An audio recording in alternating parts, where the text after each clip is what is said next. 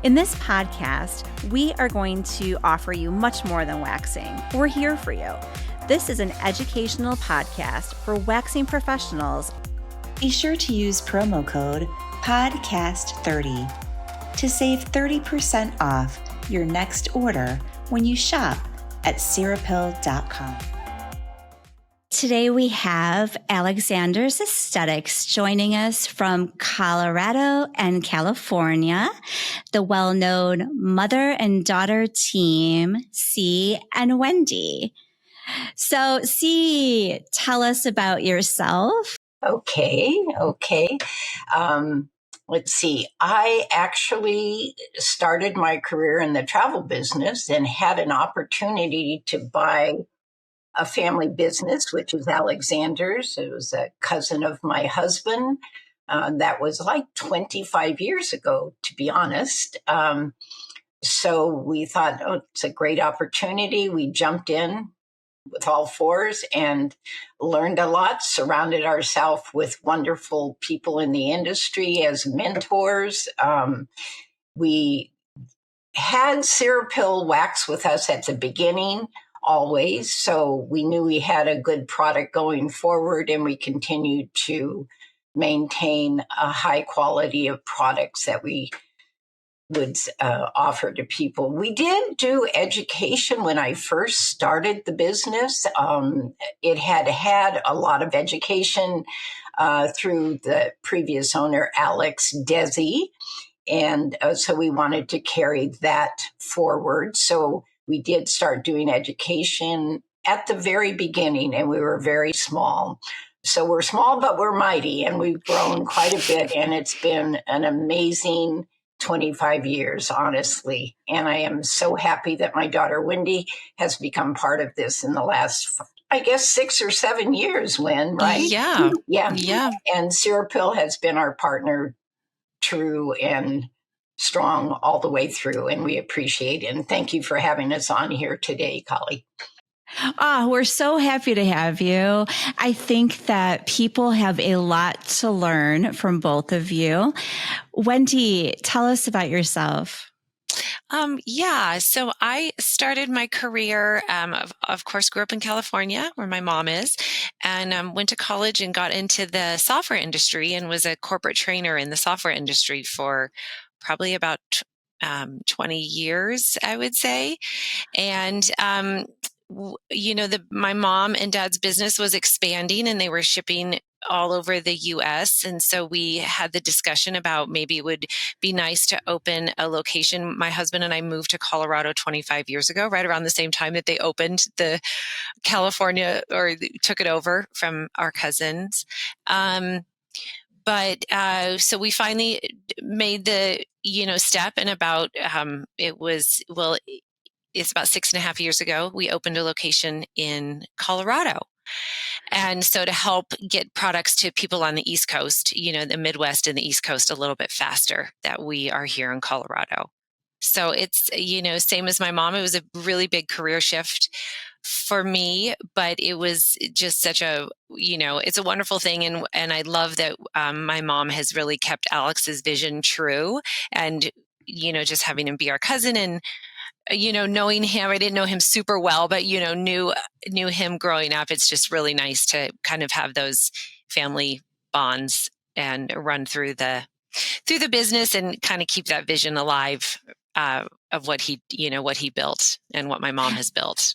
I mean, it's fantastic to have the family-owned business and it's going strong. It's great. Do you guys, I know that you offer education. Tell me about that. I'll let Wendi go on with that. She's kind of our spearhead with online education, in addition to always having in-house education in California. Yeah. We've extended out. So I think I'll let Wendi go forward. Yeah. Well, like my mom said, Alex started it with wanting estheticians to always have continuing education. And, one thing I was thinking about this morning is it seems like estheticians, like we were talking about, are so creative and they love to learn new things and try new things. And there's always so many things changing in the industry. So it's been a really, it's really nice. And I think it's really important, that even the products that they carry, that they continue to learn about those. So we offer education in 3 different ways. We traditionally used to just do hands-on training in each location. And as with everything, when COVID happened, it launched us into the online world. And when everything shut down, we, really the only thing we could do is educate our clients, because we, all estheticians weren't working. And so we did about 3 webinars a week, and that really got us comfortable in the online space, and we could reach more clients. Our hands-on training is wonderful, and that's so important in the esthetician industry because people want to touch and feel and smell and all those things. But since we ship nationwide, there's a large customer base that we can't reach with our hands-on. So we do offer some online education now, as well as on-demand classes. We have a lot of free we think just free webinars have been wonderful. We have those posted on our YouTube channel. And then we still will always continue doing hands-on classes in both locations. Yeah. And you guys do trade shows, I know. Yes. And I think, things have changed a lot. How do you see the future and how things have changed? What have you seen? Well, for me, it really has changed quite a bit. I think that there are so many trade shows now that it's kind of lost the charm that it had when it first started. We had really good vendors there. We had great education. We had the aesthetic industry that wanted to learn, and it was just fun. It was fun for everybody who attended. I think it's gotten so big, so costly, not just for vendors, but I think even for the attendees, it's gotten that way. We find that there are less attendees at the shows that we have been going to. And we noticed even before COVID, when we were doing the show, people were coming in because they wanted to get a discount. Where it used to be where they wanted to get to know you, build a relationship, learn about the product. So it was really engaging for all of us, and that has changed. I think the shows are still, I think there's a place for them. I do. Maybe not so many, but I think that we at Alexander's would like to attend smaller shows where we could really get to know our clients and they could know us, because we think, for us personally, a small business, is our customer service and follow through is so important. And you can't do that with a discount on a product. You only can do it when you personally meet each other. Yeah.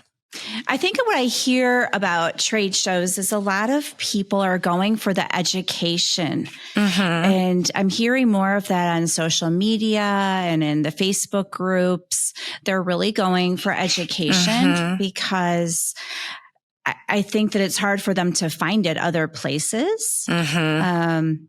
And I think there's so many solo estheticians now, and I think they're lost and they need help. How do you guys have clients that are just going on their own? And what advice do you have? How do you help them? We have quite a few, actually. I think we cater more to the solo esthetician. We do spas, and we'd like to have more spas, but I think most of our clients are solo estheticians.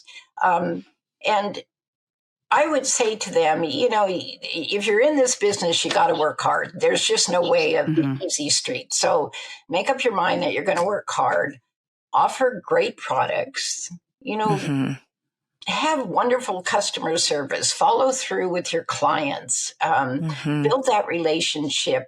And it will automatically grow. It isn't something that you have to teach them. It really will grow naturally, I think. Mhm.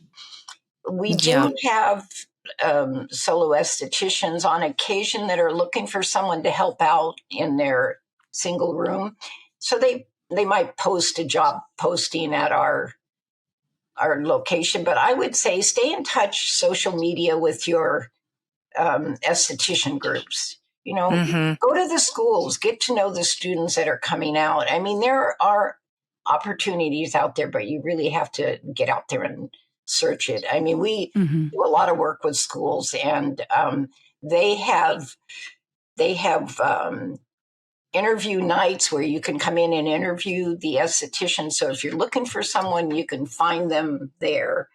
Oh, that's huge. Yeah, Mhm. yeah, it's huge. So I think because you're not in a big salon, maybe you just stay sheltered, but you need to Mhm. spread your wings a little bit and get out there. Yeah. I think for the solo estheticians, it's even more important to purchase from a distributor because I think you guys can offer a more one-on-one help with their order, tell them what they need. I feel like you can guide them. Yeah, we do that all day, every day. Mhm. Even with our internet orders, we get to know our clients, and sometimes they'll purchase something that may not go with something else, or, and we'll call them and be like, did you actually mean to purchase that piece, or did you mean to do the other one, or along those lines. So we, like my mom said, we like to get to know the clients. I have one thing to add for especially new estheticians that are going into solo. One thing that we are, interested in partnering with someone to maybe do some classes on, but it's the business side of how to think about their business, how they are their CEO, they are, their the owner of their business, and they need to think in those terms when they're purchasing products. How many Brazilians can you get out of one bag of wax, and what's your return on investment? And, how can you maximize those dollars and all of those things from a business standpoint. And I don't know if it's just my business background, but I see a lot of things that maybe, I don't think they learn those things in school. And so, No. yeah. And it also may not, because estheticians are so creative and so loving and giving and all of those things. But to see a little bit of that business side, I think would be really helpful for some estheticians, on how Those would be cool online classes. Yeah. Do you guys have business classes too? We had a spa business 101 class for a short period of time, where we had a contract with someone. So I do see quite a few people online. I don't have anyone to recommend, but I do see things popping up more and more. We partner with a small educational event company called Nazin Pro. They have resources for business owners is helpful. So it's out there. I mean, this is why we do the podcast, because so many estheticians we talk about insurance, and we talk about what platform to use and how to, promote your business. But this is what I think they need. Yeah. It's really good. And one of the things that Tiffany, our instructor in California, who's been with my mom for 14 years, one thing that she really emphasizes with all of our students is how to kind of think on your own. Like, what about products do you like, and what about products do you not like? Because going to trade shows, you'll get inundated with like, this is the best for this service, but you don't really know, because you don't know what ingredients you like or what your clientele is. So she really has taught all of us, and I think has in turn helped us to teach our clients how to kind of think beyond the flashy marketing of like, this is the best for everything, but what is the best for me, and what is the best for my business? And these are the things that I like. Even for our products. I mean, Yes. people love our wax, what's the best wax, but people get confused. Yeah. Like, do you help? Like, what do you do? Mm-hmm. Yeah. We have all our first contact people within our business are estheticians, and they're well versed on everything we carry and more than willing to help. And because estheticians have a lot of questions, we spend a lot of time explaining things. Yeah, like how do you tell them which wax to use? Mm-hmm. Yeah, we start with questions. What are you using? What do you like about what you're using now, and what don't you like about what you're using now? And if they say something like, I want a hard wax that I can spread in longer, to use all over the body, then that gives us an idea, right? Like with yours, we would know. With Cirépil, we would know which ones can you spread in longer strips and which ones are meant for smaller area. So things, do you like creamy? Do you like gel? Does it need to be hyperallergenic? How do you feel about scent? So we approach it from a process of elimination, basically, in terms of like what you like and what you don't like. So that's how we're trying to get them to think about, those things. Do you still see a lot of strip wax, soft wax purchases? We do. Yeah. Mm-hmm. I do think the hard wax is still top, but we do. Yeah. I mean, I've been in this industry so long that it used to be everyone used strip wax. And now as the years have gone on, I think it's really changing.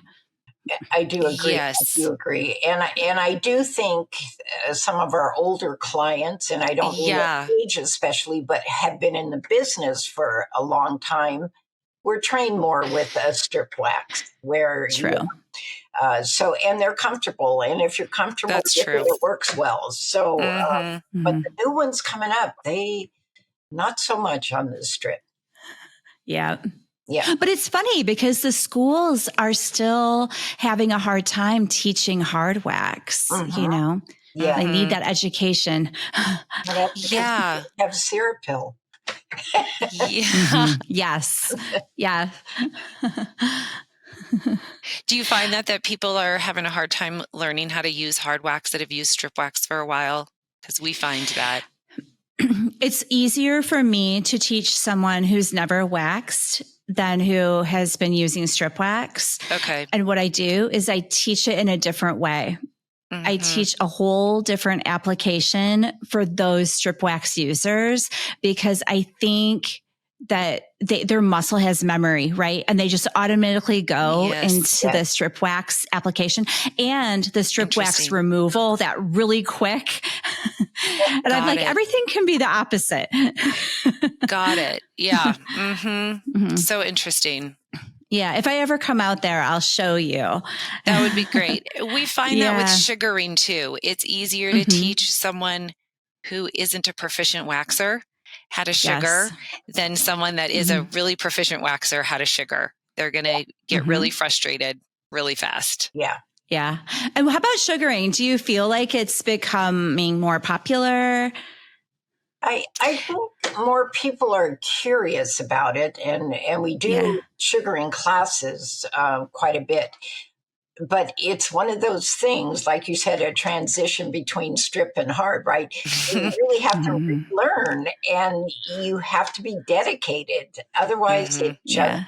So we've found that there's so many people who have taken the class, but they just don't follow through on it. So I think it's... when they're good at it, it's great. It's great. I love sugaring for the environmental part of it. Yeah. But I just feel like when I've tried it, like my hand is sore. Yeah. A lot of flipping of that sugar. Yeah. And that's where the classes are, so important because they do teach like the, ergonomic way of how you stand, how you place your hand, how you make sure your wrist and, all of those things so that you don't, end up injuring yourself. But almost like a massage therapist, like you're working your body, not just your hand, right? Yes, exactly. And that's smart. with sugaring, maybe this is a theme a little bit of this podcast is like not, success doesn't happen overnight, and we're in such a fast culture and everybody wants instantaneous results. And it doesn't happen that way with sugaring. You really, like my mom said, you have to put in the time and you have to put in the work. And with anything, anything, honestly, I remember when my daughter took her first ballet class, and she was so disappointed that she wasn't a ballerina like that day. I'm like, this is it's going to take some time. It takes time, but we want it fast and we want it instant. And especially for people that are fast waxers, can do those speed waxing. To then relearn and have something take a long time, it requires a lot of patience and dedication. Absolutely. But it's such a wonderful service for a lot of people. Totally. I mean, I think that there's a place for strip wax, hard wax, sugaring. It's just everyone's business has their own niche. Right. Yeah, for sure. Right. There are estheticians who do both waxing and sugaring. Tiff does both. They can learn it. They can, but they have to be. Well, it's good to have the options for the clients. Yeah. Some people, consumers are so smart now. They know ingredients. They know what they want. They've heard lots of stuff, so they're asking for things. So you have to be on top of it. If estheticians want to buy from you or take a class or partner in any way with you, where do they find you? Yeah. So we are online, Alexander's Aesthetics, and it's aesthetics with an A. So AESTHETICS.com, Alexander's-aesthetics.com. It's one website for both locations. We're also have a pretty active Instagram feed as well. And that's just Alexander's Aesthetics.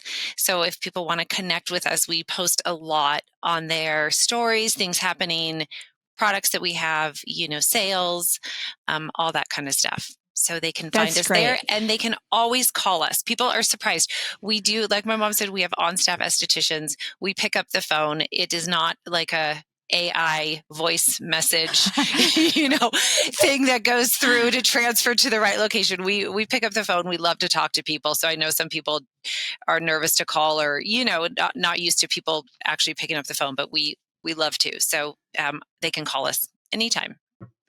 Okay, so we'll put all that information in the show notes. And it was such a pleasure to have you both.